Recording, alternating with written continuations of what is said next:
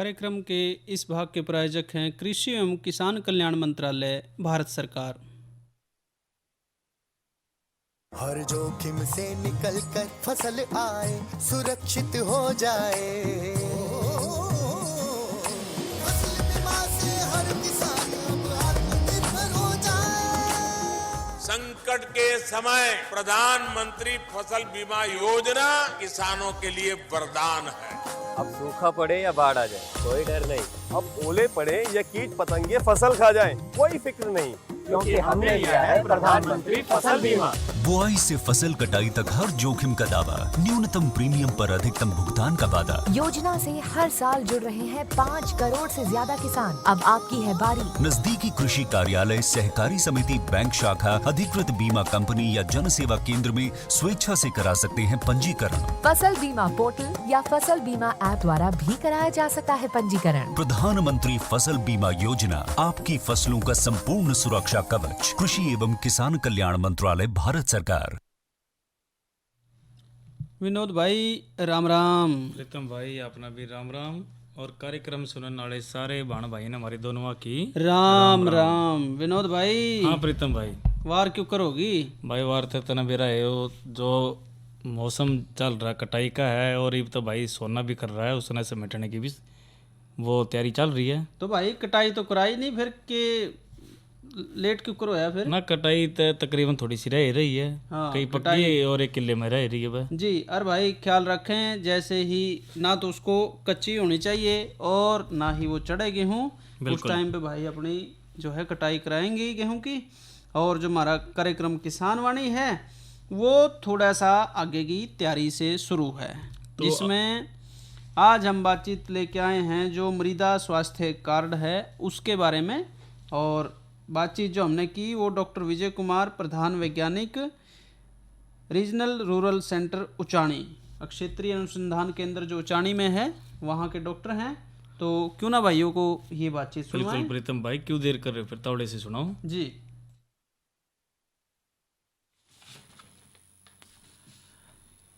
मृदा स्वास्थ्य कार्ड क्या है, इस विषय पर हमने आमंत्रित किया है डॉक्टर विजय कुमार जी को। आप प्रधान वैज्ञानिक के पद पर आसीन हैं हरियाणा कृषि विश्वविद्यालय क्षेत्रीय अनुसंधान केंद्र उचाणी में। डॉक्टर साहब, आपका हमारे स्टूडियो में स्वागत है। Thank you. डॉक्टर साहब, हम आपसे जो जानकारी लेना चाह रहे हैं वो चाह रहे हैं कि ये जो मृदा स्वास्थ्य कार्ड है, जिसको सॉइल हेल्थ कार्ड भी कहते हैं, इसके बारे में हम जानकारी चाहते हैं कि ये है क्या। देखिए, national mission for sustainable agriculture के अंतर्गत जी प्रधानमंत्री श्रीमान नरेंद्र मोदी जी ने आज के दिन 19 फरवरी 2015 को सूरतगढ़ राजस्थान में एक कार्यक्रम का शुरुआत किया जी, जिसको सॉइल हेल्थ कार्ड स्कीम बोलते हैं। इसका मतलब है कि मृदा का क्या स्वास्थ्य है उसके बारे में किसानों को पूरी जानकारी दी जाए।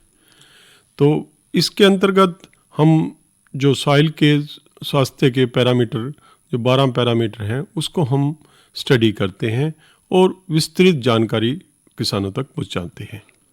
जी डॉक्टर साहब, तो ये जैसे सॉइल हेल्थ कार्ड है, आप कह रहे कि भाई ये प्रधानमंत्री जी ने 5 साल पहले कार्यक्रम शुरू किया था, आज ही के दिन शुरू किया था। तो आज तो इसको 5 साल हो गए डॉक्टर साहब। हाँ जी, हाँ जी। तो डॉक्टर साहब, किसान जो है, किसान के लिए ये स्कीम लागू हुई, तो इस स्कीम से किसान कैसे फायदा उठाता है, कैसे प्रयोग करता है? देखिए, बहुत सारे फायदे किसान को हो सकते हैं जब हम सॉइल हेल्थ कार्ड की बात करते हैं जी। सॉइल हेल्थ कार्ड में क्या क्या हम स्टडी करते हैं, ये पहले जानकारी बहुत ज़रूरत है जी। तो इसमें क्या, हम सॉइल की पीएच को नापते हैं जी, सॉइल के अंदर नमक की मात्रा कितनी है उसको नापते हैं, उनमें कौन कौन से पोषक तत्व हैं, जो पोषक तत्व पौधे की बढ़वार के लिए चाहिए, जिसमें कार्बन, हाइड्रोजन, ऑक्सीजन है, नाइट्रोजन, फास्फोरस, पोटाश है, कैल्शियम, मैग्नीशियम, सल्फर है, और कुछ सूक्ष्म तत्व जैसे जिंक, मैग्नीज, लोहा, तांबा, मोलिब्डेनम, बोरोन, क्लोरीन। ये पोषक तत्व सारे पौधे की बढ़वार के लिए चाहिए जी। तो ये जमीन में कितने हैं, इनकी कितनी मात्रा है और कितने ये उपलब्ध होंगे पौधे को, इसकी विस्तृत जानकारी हमें प्राप्त होती है। ये तो डॉक्टर साहब कुछ ऐसा नहीं होगा जैसे इंसान के खून का एक सैंपल ले लेते हैं बिल्कुल और उसमें से बहुत सारी बातों को पता लगा लिया जाता है। बिल्कुल तो वैसे ही है। जो मिट्टी का नमूना लेकर के और इन सारी बातों का पता चल जाता है। बिल्कुल। और उसके अलावा जमीन की तासीर के बारे में भी, कि जमीन में रे है या कलर है या उसका जो जैविक कार्बन है, यानी जो कि जमीन की जान है, मिट्टी की पूरी सेहत कैसी है, बिल्कुल उसका मिट्टी के नमूने से ही पता लग जाता है। बिल्कुल। पर ये जो कार्ड की बात आ रही है डॉक्टर हाँ जी। साहब कि सॉइल हेल्थ कार्ड, तो क्या ये किसान को कहाँ से मिलेगा? और क्या ये हर एक फसल, वो तो फिर हर एक फसल के लिए अलग अलग होता होगा डॉक्टर साहब? हाँ। तो इसके बारे में थोड़ा नहीं, फसल के लिए अलग अलग, मैं इसके बारे में बताता हूँ आपको जी। देखिए, जब पहले तो इसके लिए मिट्टी का सैंपल लेना है जी। और देखिए, ये तो डिपार्टमेंट ऑफ एग्रीकल्चर ने सॉइल हेल्थ कार्ड ऑलरेडी बना लिए हैं जी। और अगर किसान दोबारा भी बनवाना चाहता है, 3 साल के बाद बनते हैं, तो किसान अब भी बनवा सकता है जी। मान लो किसी कारण उसको नहीं मिल पाया है या उसकी इच्छा है कि मैं दोबारा बनवाऊं, तो उसको मिट्टी का नमूना लेकर सॉइल लेबोरेटरी में जाना पड़ेगा। तो मिट्टी का नमूना लेना, कैसे लेना है, ये भी एक बहुत इंपॉर्टेंट बात है, महत्व की बात है डॉक्टर साहब। तो मैं इसके बारे में बता देता हूँ कि एक खेत में से 4 कोने और एक बीच में 5 जगह से 6 इंच का खड्डा लगाना है वी आकार का जी। और साइडों से मिट्टी को खुरच के लेना है जी। और टोटल 3 किलो मिट्टी इकट्ठी होगी, उसमें से हमने आधा किलो मिट्टी को लेना है बस जी। तो ये सारे खेत को रिप्रेजेंट करेगी। जी जी जी। और कुछ एक सावधानियां रखनी है, जो आपको मिट्टी का नमूना वहां से नहीं लेना जहाँ कुर्डी की खाद पड़ी है या कहीं पेड़ है या कहीं नाला है या कहीं आपका रास्ता या गोर है, वहां से आपको मिट्टी का नमूना नहीं लेना। तो डॉक्टर साहब एक और बात बताओ, हाँ जी। नमूने के लिए आपने बताया कि खेत में एक किले का अलग अलग किले का ये तो जो उसका फिर आपने कहा 4 कोणों से ले लो और 5वां बीच में से ले लो और कम से कम उसकी जो गहराई आपने बताई कि वी आकार का खड्डा खोद का खुरपे के साथ खोद लें या कैसे भी 6 इंच का, तो कम से कम आधा फीट का तो गहराई से उठावे। और आपने कहा कि जहाँ क्रोडी का खाद हो वहां से नाले में, नहीं तो फिर उसमें जो मिट्टी की पूरे स्वास्थ्य के बारे में पता नहीं चल पाएगा। ठीक बात कही डॉक्टर साहब। तो एक कहाँ से और कब नमूना लेना चाहिए, समय की भी तो कोई खास अहमियत है कि या कभी भी ले सकते हैं? नहीं, बेहतर तो ये रहेगा कि अगर फसल कट जाती है, जैसे 2 तरह की फसलें हम ज्यादातर लेते हैं, खरीफ और रबी की। तो उसके जैसे फसल कटने के बाद हमारे पास खाली समय होता है, उस टाइम जो है ना मिट्टी का नमूना लेना चाहिए और उसको लेके आप सॉइल टेस्ट लेबोरेटरी हरियाणा कृषि विश्वविद्यालय की हैं, 4 लेबोरेटरीज हैं। कहाँ? वहाँ एक तो करनाल में है, एक बावल में है, एक रोहतक में है और एक हिसार में है। और जो इन चार जगह से इनके अलावा उनके लिए 32 करीब सॉइल टेस्टिंग लेबोरेटरी पूरे हरियाणा में कृषि विभाग ने खोली हैं। मतलब 32 इसके अलावा और भी हैं जो राज्य स्तर पे और जिला स्तर पर और ब्लॉक लेवल पर, मतलब कस्बा स्तर पे और जिला स्तर पे काम कर रही हैं। तो डॉक्टर साहब मान लिया जैसे ये सॉइल हेल्थ कार्ड, ये मिट्टी का नमूना किसान लेके जाएगा, उस वक्त उसका ये कार्ड बनेगा या ये कुछ अलग से कुछ पहले ही बना लेते हैं? नहीं। देखिए, जो ये सॉइल हेल्थ कार्ड स्कीम है, इसमें तो डिपार्टमेंट ने खुद सैंपल ले लिए और वहाँ हर एकड़ के नहीं लिए, वहाँ 2.5 एकड़ पे एक ग्रिड सैंपल लिया और उसको जीपीएस के साथ रिलेट कर सॉइल मैप तैयार कर दिए गए। अच्छा। और अब आप एक नेशनल पोर्टल है सॉइल हेल्थ कार्ड का, उस पे आप जाइए तो आपको पूरी विस्तृत जानकारी मिल जाएगी। बल्कि अगर आप अपना फार्मर का नाम, उसका अगर मान लो हमें गांव का नाम पता है, जिला पता है और अगर सैंपल नंबर भी पता है तो और बेहतर है, नहीं तो इवन देन आपको पूरे के पूरा मैप मिल जाएगा, पूरा का पूरा आपको विस्तृत जानकारी मिल जाएगी। सॉइल हेल्थ कार्ड ऑलरेडी बने हुए हैं और वो डिस्ट्रीब्यूट भी हुए हैं। अच्छा। लगभग ज्यादा नहीं तो 81 लाख आज ही मैंने ये फिगर लिए है जो सॉइल हेल्थ कार्ड ये 3 फेजेस पर सॉइल हेल्थ कार्ड बांटे गए और लिए गए। जी। तो पहला फेज जो है 2016-17 में खत्म हुआ, जी। फिर 19-20 में खत्म हुआ, जी। अब ये तीसरा फेज है। जी। इस फेज में हर विलेज से नहीं लिए गए, जी। अब इसमें सिर्फ जो ब्लॉक में एक विलेज से सैंपल लिया गया जी। और आगे इसको कम करते जा रहे हैं। जी। जी। ताकि क्योंकि मैप ऑलरेडी क्रिएट हो गए हैं, हाँ। अब ये जानकारी जानना चाह रहे हैं कि क्या हम विद इन कुछ सालों में क्या कोई चेंज आ रहा है। अगर कोई चेंज आ रहा है तो उसको फार्मर के हिसाब से उसकी जानकारी दी जाएगी। अच्छा, एक और बात बताओ डॉक्टर साहब, सॉइल हेल्थ कार्ड, मान लिया मैं 5 एकड़ का किसान हूँ, मैंने तो कभी कराई नहीं जांच, तो और मैं जानना चाहता हूँ मेरे खेत की मिट्टी का क्या हाल है, तो मुझे कहाँ जाना चाहिए, क्या करना चाहिए? मैं बताया तो ये नमूना लेके नमूना लेके जाऊं? हाँ, नमूना लेके जाएंगे। और देखिए, जैसे हरियाणा कृषि विश्वविद्यालय तो 10 रुपए प्रति सैंपल लेता है, फ्री 10 नहीं रुपए प्रति सैंपल। हाँ जी। लेकिन ये जो विभाग, हरियाणा विभाग है, कृषि विभाग, हाँ, वो फ्री करते हैं, वो मुफ्त कर रहा है। हाँ। अच्छा, दूसरा ये है कि सूक्ष्म तत्वों की जी जो जानकारी है आपको, हाँ। वो उसके लिए भी हरियाणा कृषि विश्वविद्यालय फीस लेता है। अच्छा डॉक्टर साहब, एक आपने बातचीत के दौरान एक शब्द इस्तेमाल किया था, पीएच। हाँ। ये पीएच क्या है डॉक्टर साहब? पीएच आपकी, मैंने जैसे बताया कि पीएच मान अगर आपका ज्यादा है जी, इससे पता लगता है कि सॉइल आपकी अम्लीय है या क्षारीय है, अल्कलाइन है या एसिडिक है जी। तो अगर आपकी सॉइल क्षारीय है, जहाँ पीएच मान ज्यादा है, 8.5 से ज्यादा है जी, तो हम क्या है कि उस सॉइल में जिप्सम की रिकमेंडेशन करते हैं।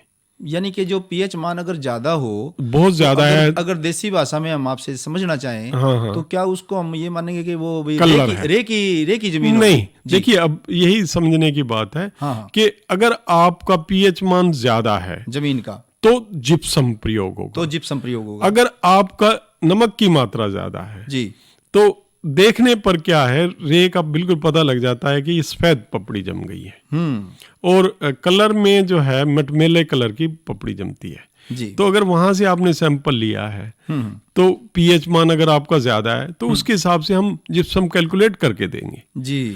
एक चीज मैं यहाँ कहना चाहूंगा जो बड़े जोर शोर से जी, कि किसान को हर हालात में सॉइल टेस्टिंग में फायदा ही फायदा मिलेगा, यानी कि मिट्टी की जांच जरूर करानी चाहिए। बिल्कुल। इसके अलावा और आप किसान भाइयों को कुछ भी मैसेज देना चाहते हैं डॉक्टर साहब, वो भी बताओ। मैं सॉइल टेस्ट के बारे में थोड़ा सा एक बात कहना चाहूंगा। मान लो जी, उसको जिप्सम की जरूरत है, हाँ। उस भूमि को, और वो जिप्सम नहीं डाल रहा, हाँ, तब भी नुकसान में है जी। और अगर हमारे टेस्ट करने के बाद जी, वो अगर जिप्सम डालता है, हाँ, तब भी उसको फायदा है जी। तो उसको दोनों तरफ से ही फायदा होगा। यानी कि किसान को चाहिए कि जैसे एक इंसान अपनी सेहत के लिए वो टेस्ट करवाता है, बिल्कुल, तो मिट्टी की सेहत के लिए ये जो मिट्टी की सेहत का कार्ड है, जिसको मृदा स्वास्थ्य कार्ड कह रहे हैं, इसका इस्तेमाल होना चाहिए। एक बात और मैं कहना चाहूंगा जी, कि हम आज बात कर रहे हैं डबल इनकम की जी, तो मैं कहता हूं अगर किसान अपने खर्चे पूरे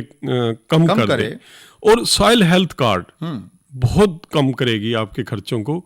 जहां आपको खाद नहीं डालनी और आप अंधाधुंध खाद डाल रहे हैं, वहां आपकी बचत होगी। और जहां जो खाद आपको डालनी है और वो नहीं डाल रहे, तो आप अपनी प्रोडक्शन को कम कर रहे हैं। तो हर हालात में जब सॉइल टेस्टिंग करेंगे तो आपकी इनकम बढ़ेगी। तो डॉक्टर विजय कुमार जी, आपने बहुत बेशकीमती जानकारी हमें उपलब्ध कराई, और किसान भाई ये जो जानकारी आपसे ली है और वो सुन रहे हैं, तो इस जानकारी से ज़रूर फ़ायदा उठाएंगे। आप हमारे स्टूडियो में आए, आपका बहुत बहुत धन्यवाद। आपका भी बहुत बहुत धन्यवाद, थैंक यू। और भाई, ये डॉक्टर विजय कुमार जी से बातचीत की गई और बातचीत हमारे साथी धर्मवीर जी ने की है। तो उम्मीद है किसान भाई इस बातचीत का फ़ायदा उठाएंगे। और कार्यक्रम में अब आइए सुनते हैं यो लोकगीत।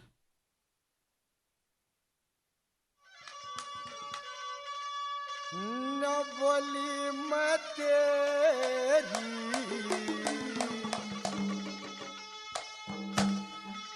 गले चलूंगी, ओ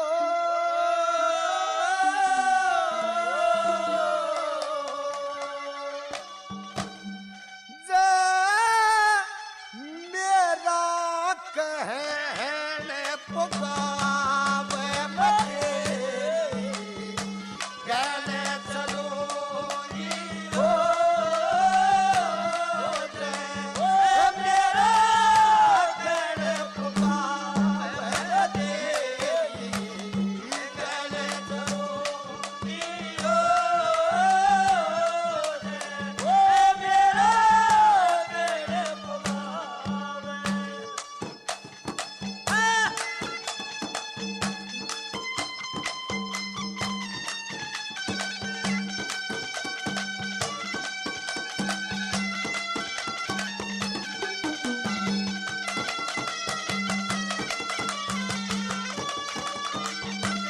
देखे गैल चलूंगी मेरे पिया वो करती समाई कोया मेरे कैसी इस दुनिया में दुखिया वो लुगाई कोया मन मोड़ बांध के ब्याह के लाया करा की तटे लाई कोया मोड़ बांध के ब्याह के लाया करा की तटे लाई कोया देखे देवर दुरानी वो जेठ जेठानी सब मेरे पे मारे डांट धरती के माँ क्यों कर सो जा सोवन ने मिलती खाट दसर पक्का पड़े पीसना हरी चकी के बारा पार दसर पक्का पड़े पीसना हरी चकी के बारा पार तेरी माँ हक पर भरेड़ी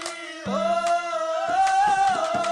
मन आदि रात जगावे वो तेरी मैंने चलोगी हो मेरा तेरे पुकावे मैंने चलोगी हो मेरा तेरे पुकावे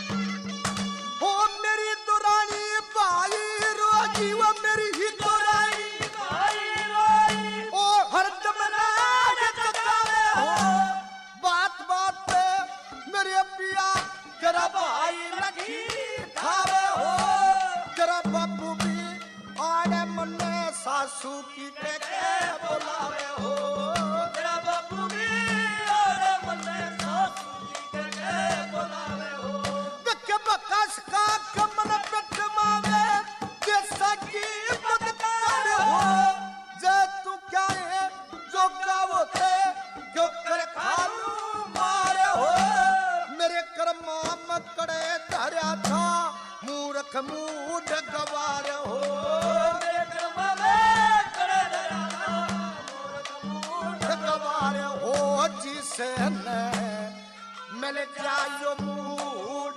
पति वहाँ जीव दे जी मर जावे बड़े कहने चलोगे हो मेरा कहने पुकावे बड़े कहने चलोगे हो मेरा कहने पुकावे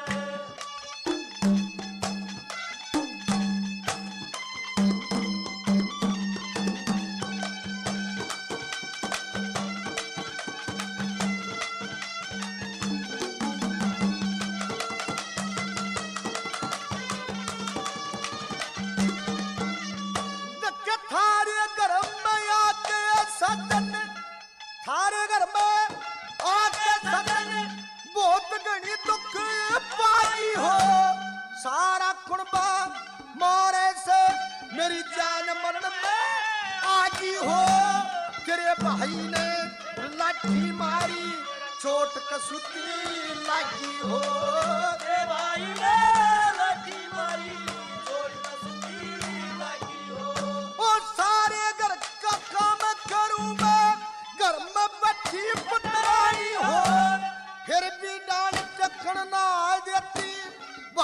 पीछे खानी हो मेरे पाया के माँ जूती को ना गिरती फिरती ओ बहानी हो मेरे पाया के माँ जूती को ना गिरती फिरती ओ बहानी हो इसे मेरा खोटे बता दे हो क्यों मट्टी मेरी पेटवा में मचेरी कहने चलोगी हो मेरा कहने पुकार में मचेरी कहने चलोगी हो मेरा कहने पुकार। और भाई ये थे रणबीर सिंह और साथी मैं तेरी गैल चलूँगी न्यू ये कहने लग रहे थे। और अब बातचीत मौसम की। मौसम अधिकतम जो तापमान रहा 37 डिग्री, न्यूनतम 21। कल भाई अधिकतम 37 ही रहेगा, न्यूनतम 20 की संभावना है। और जो आने वाले कई दिन हैं उनमें फिलहाल बरसात की कोई संभावना नज़र नहीं आ रही है। लेकिन प्रीतम भाई बादल छाए रहोगे और तेज हवा भी इसमें बहेगी। जी। तो कल के कार्यक्रम की भी बात कर लेते हैं भाई। कल है मंगलवार और कार्यक्रम मंगलवार ने हम लेकर आकर है फोन इन। कल का विषय रहेगा गेहूं की कटाई व गाई में सावधानियां के बारे में। हाँ तो भाई गेहूं का सीज़न है, जो भी कटाई घाई के टाइम जो है ज़रूरत पड़ती है उसके लिए हमारे विशेषज्ञ होंगे स्टूडियो में, आप फ़ोन करके बात कर सकते हैं। और अब जो है आज की जो हमारी चर्चा है उसके बारे में बातचीत हम करेंगे। और वो जो चर्चा है भाइयों वो है गुलाब फूल के पौधों की देखभाल। तो विनोद भाई, गुलाब महक का फूल है और रोगों का जो प्रकोप है इस पे भी हुआ है।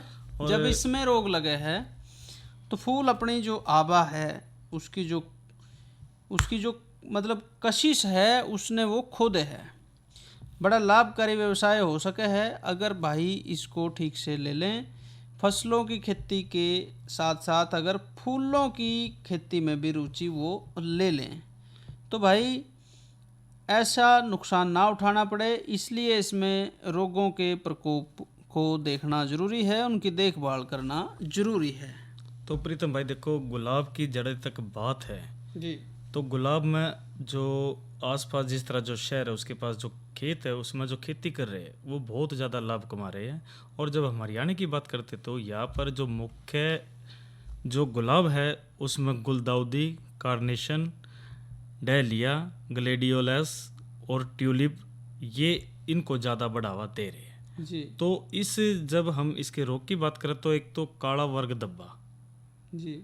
इस रोग तय जो प्रभावित पत्ती है उसके दोनों ओर तक एक तक काले रंग के धब्बे दिखाई देवे है और इन धब्बा के जो किनारे पर है वो जालदार होते हैं, जिस तरह इस रोग तक जो पत्ती भी पीली पड़ जाती है और बाद में वो सूखना भी शुरू कर देती है जी।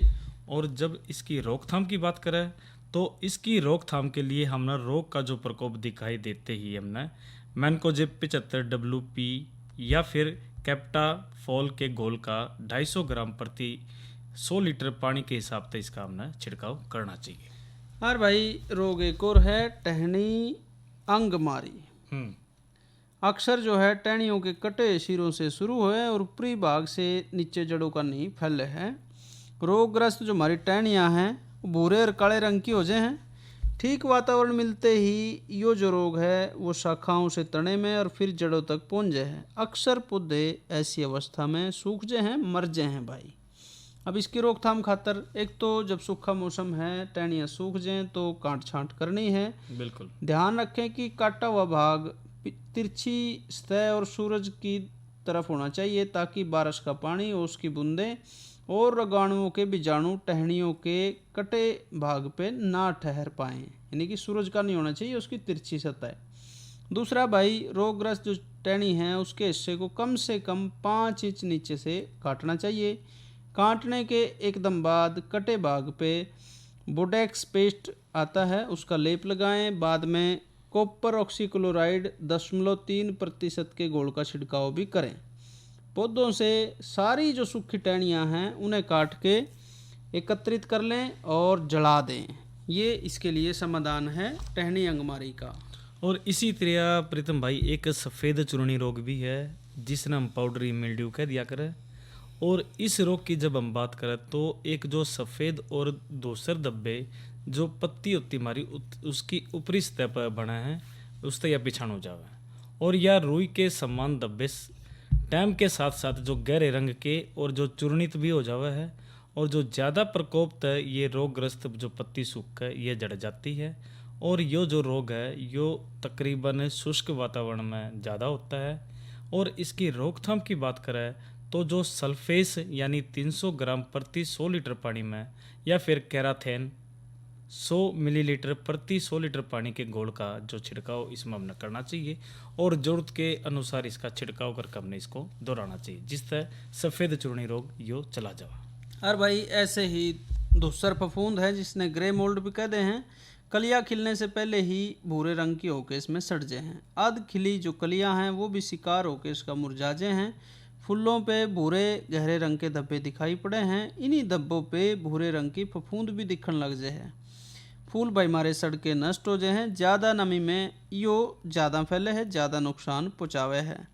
रोकथाम खातर भाई कार्बेंडाजिम या फिर टॉप्सिनेम जो दवाई है 50 ग्राम प्रति 100 लीटर पानी में या फिर कैप्टाफोल दवाई आती है 250 ग्राम प्रति 100 लीटर पानी में इसका घोल बना के छिड़काव करें और ज़रूरत पड़ने पे छिड़काव दोहरा भी दें। भाई गुलाब जो है बेहतर एक फसल है। ये ध्यान रखें कि पानी सुबह 9 से शाम 3 बजे के बीच ही देना चाहिए। गुलाब के पौधों की बढ़वार खातर दूसरे पौधों की ढाल ही नाइट्रोजन युक्त खाद देनी चाहिए। इसके अलावा खाद में nitrate, phosphorus, calcium, magnesium, manganese और सल्फर जैसे जो बड़े महत्वपूर्ण पोषक तत्व हैं वो गुलाब के फूलों के लिए बड़े ज़रूरी हैं। तो ये तो आपने बातचीत सुनी गुलाबों में रोगों के प्रकोप की।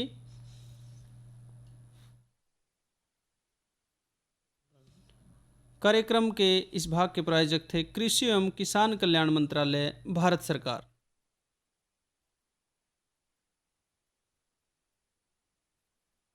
अरे अरे अरे अरे, क्या कर रहा है? इधर इधर इधर, हम बोल रहे हैं तेरे बीजू का। पुतला बोल रहा है? हाँ, पक्षियों से तो हम खेत को बचा लेते हैं पर इन घातक रसायनों से कैसे बचाएं? मतलब? देख बेटा, तू जो ये अंधाधुंध रसायन मिलाता है ना, मिट्टी की सेहत बिगड़ने लगी है और जब माटी ही कमजोर पड़ जाएगी तो उपज कैसे सेहतमंद होगी? हाँ?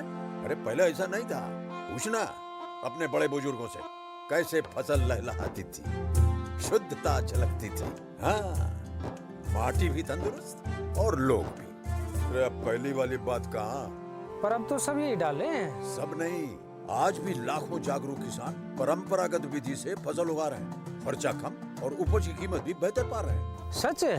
रे बेटे, एक्सपीरियंस से बता रहे हैं, धूप में बाल सफेद नहीं किए हैं। हाँ। ठीक है भाई, मैं भी आज से जैविक खेती शुरू करूंगा।